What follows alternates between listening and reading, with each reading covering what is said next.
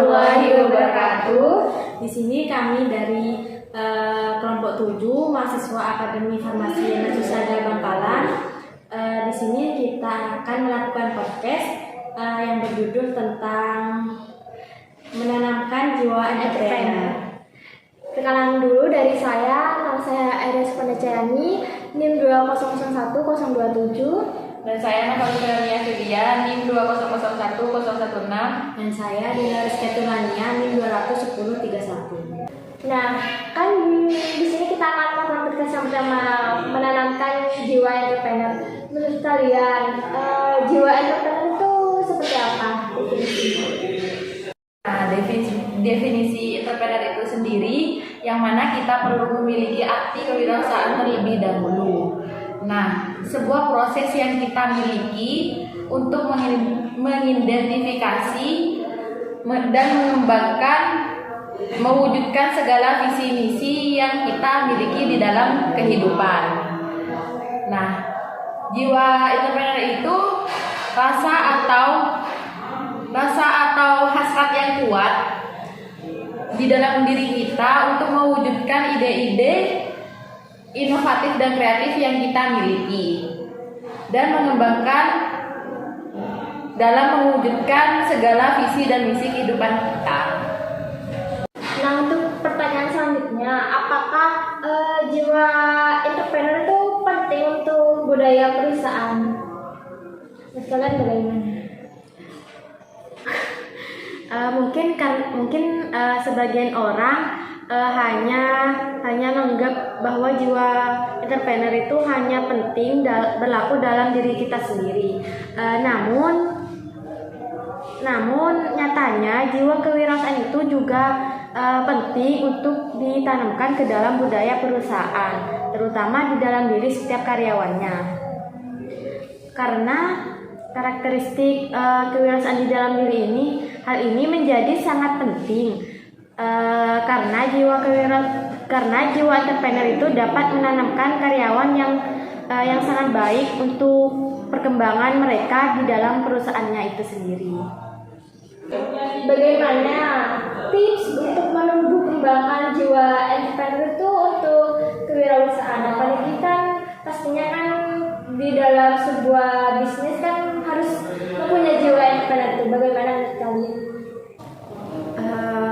Kalau menurut saya yang pertama itu mulai dengan niat dan keyakinan. Bagaimana pemula itu biasanya melakukan dengan niat dan keyakinan terlebih dahulu, karena hal ini merupakan acuan dasar yang harus dimiliki seorang entrepreneur. Bagaimana tidak jika kita membuka sebuah usaha namun tanpa mendukung oleh niat dan keyakinan, maka kan usaha yang kita lakukan itu tidak mungkin berjalan dengan lancar dan optimal, ya kan, sebagai mestinya. Untuk selanjutnya itu menurut saya cepat dan tanggap dalam mengidentifikasi peluang. Seperti setiap orang memulai usaha karena memanfaatkan peluang yang didapatkan di lingkungan sekitar kita.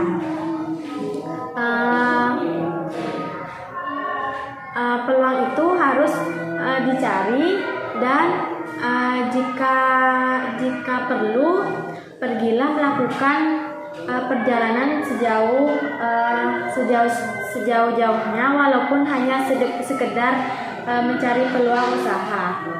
Karena pada dasarnya setiap orang yang mau berwirausaha itu kan harus pandai mencari peluang, ya. Mungkin untuk selanjutnya itu kita harus belajar dari kisah sukses orang lain gitu. Karena kan banyak macam kisah pengusaha sukses dalam membangun kerajaan bisnisnya dari nol dengan berjuang yang berat, jatuh bangun penuh air mata, hingga akhirnya mampu mencapai kesuksesan yang besar. Kisah sukses ini kan pastinya bisa memotivasi kita agar kita itu bisa melakukan hal yang sama dan menghindari diri kita dari ketakutan dan risiko yang akan dihadapi. Untuk yang selanjutnya itu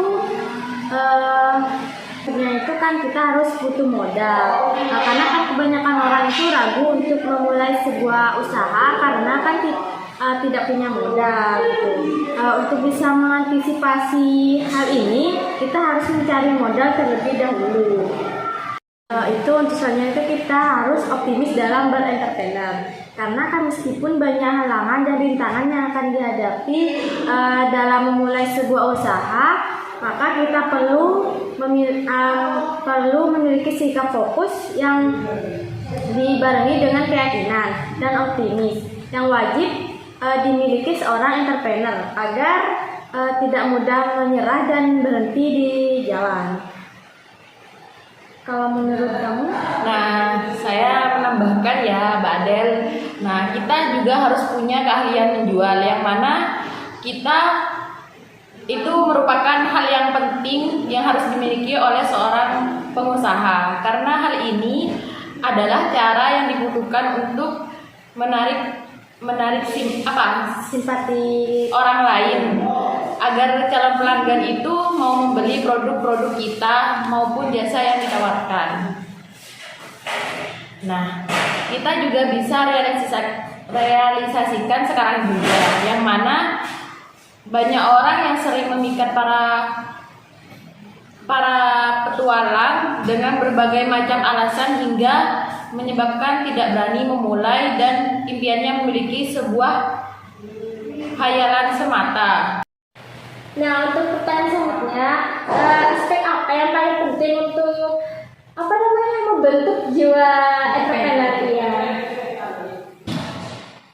Mungkin kita harus memiliki sifat keyakinan, seperti kemandirian, individualitas, optimis, memiliki ketekunan, memiliki juga tekad yang kuat, suka bekerja keras dan memiliki inisiatif. Juga memiliki kemampuan mengambil risiko dan suka pada tantangan. Juga memiliki inovasi dan kreativitas yang tinggi. Juga fleksibel, serba bisa dan memiliki jaringan bisnis yang luas. Ya. Nah, untuk pertanyaan selanjutnya, mengapa generasi muda harus memupuk jiwa kewirausahaan entrepreneur itu dalam dirinya sendiri?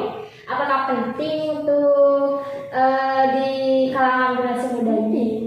Nah, entrepreneur ini itu seorang yang melakukan aktivitas dengan pandai atau berbakat untuk mengenalkan dan mengembangkan sebuah produk baru kepada konsumen. Pentingnya berentrepreneur ini bagi generasi muda karena generasi muda itu adalah penerus untuk menciptakan lapangan pekerjaan bagi masyarakat dan dirinya sendiri. Benar juga ya kan, karena kan dengan kita berwirausaha atau menjadi entrepreneur kan mempunyai manfaat yang dapat kita rasakan tentunya ya, bukan hanya karena diri kita sendiri tetapi juga untuk banyak orang. Secara tidak langsung kan kita juga membantu untuk mengurangi tingkat pengangguran yang ada di Indonesia ini, dan juga bisa untuk memberikan pekerjaan untuk usaha yang kita jalani. Nah, kan ketika kita sudah mempunyai jiwa entrepreneur atau kewirausahaan itu kan pastinya memiliki manfaat ya untuk kedepannya. Apa sih manfaat yang kalian ketahui tentang jiwa seorang yang mempunyai jiwa entrepreneur itu? Nah, manfaat yang kita peroleh itu jika seorang yang memiliki jiwa entrepreneur yaitu dapat memimpin semua orang. Artinya kita juga berjiwa usaha akan bisa memimpin semua orang untuk melakukan hal-hal yang berkaitan dengan entrepreneur. Contohnya orang yang berjiwa usaha memimpin sebuah usaha konveksi. Menurut kalian apa saja sikap inovatif dari seorang entrepreneur atau wirausaha di era sekarang? Kalau menurut saya sih contoh sikap inovatif dalam diri seorang entrepreneur itu seperti harus bersedia menerima kritikan dan saran dari orang lain demi memperbaiki kesalahan-kesalahan yang kemarin. Untuk yang selanjutnya itu harus cermat atau jeli dalam melihat kesalahan-kesalahan agar kita bisa bertindak atas peluang selanjutnya. Untuk yang terakhir itu kita harus mau bekerja keras supaya bisnis yang kita jalani itu berjalan dengan lancar. Nah, untuk selanjutnya bagaimana sih cara kita untuk mengubah pola pikir kita yang awalnya belum memiliki pola pikir seorang entrepreneur, dan sekarang bagaimana cara mengubah pola pikir itu tersebut?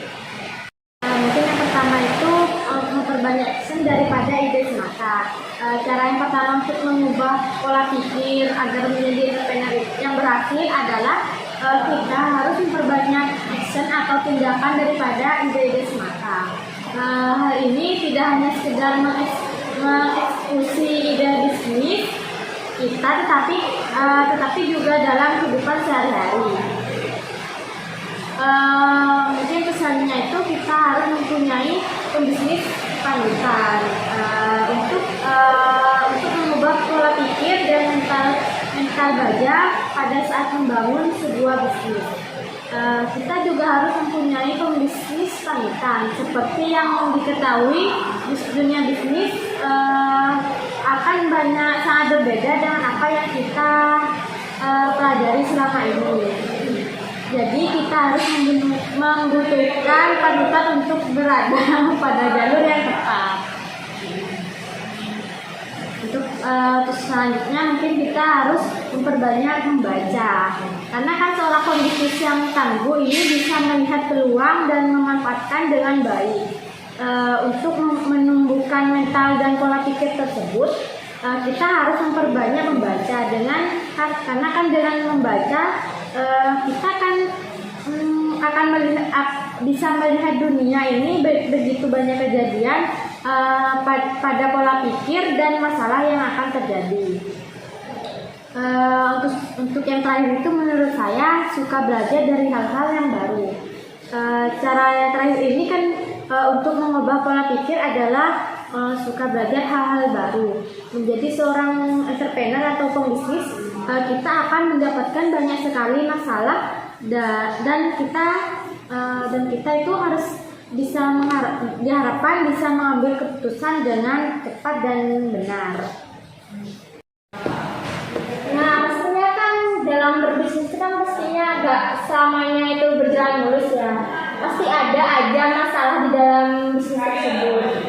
Sebagai seorang entrepreneur, bagaimana ketika kita menghadapi masalah tersebut, cara menghadapinya tuh bagaimana? Nah, kita yang pertama harus menenangkan pikiran kita. Yang mana dengan menenangkan pikiran kita, jika ada masalah dalam berbisnis, janganlah panik dan emosi. Nah, masalah kadang membuat kita Emosi. tidak berpikir jernih ya. Tetaplah bersikap tenang dan pikirkan solusi untuk masalah bisnis kita yang kita hadapi itu. Pikirannya emosi dan kemarahan justru akan membuat kita semakin tidak tenang, dan biasanya malah emosi dan kemarahan justru akan membuat kita tidak tenang, dan biasanya malah membuat kita memperburuk keadaan. Nah, pikiran yang tenang ini akan membuat kita lebih nyaman dan tidak bertindak tergesa-gesa. Nah, terus kita mencoba untuk berpikir positif.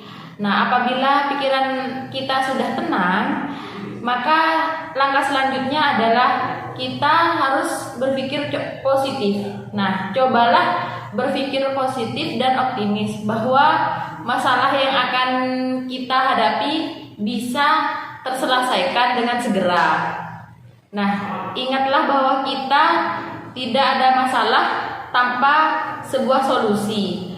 Dengan adanya masalah, kita bisa berpikir positif, juga membuat kita mampu berpikir kreatif untuk mencari solusi ke depannya. ya. Mungkin untuk selanjutnya itu kita kan juga harus menggunakan cara berpikir kreatif untuk menemukan solusi ke depannya. Karena kan tentunya bila ada masalah maka harus segera menemukan solusinya. Hanya saja terkadang kan kita terkadang kan masalah tidak akan selesai dengan sendirinya gitu kan. Oleh karena itu kita harus menemukan solusinya. Jika mempunyai masalah dalam berbisnis kan kita cobalah untuk mengkonsultasikan kepada orang yang bisa dipercaya, terus cari jalan keluarnya dan segera menyelesaikan masalah tersebut agar tidak berkepanjangan, ya kan. Untuk selanjutnya itu kita jangan putus asa dalam menghadapi masalahnya. Karena kan berputus asa itu saat menghadapi masalah berarti kita telah gagal dalam menghadapi ujian. Karena kan seringkali masalah itu membutuhkan waktu yang cukup lama bahkan bisa berlalu-lalu untuk menyelesaikannya. Ini akan menjadi tantangan emosional kita yang mengarahkan kita untuk untuk mencari solusi ya. Cukup sekian podcast dari kami, kurang lebihnya mohon maaf. Assalamualaikum warahmatullahi wabarakatuh. Dadah.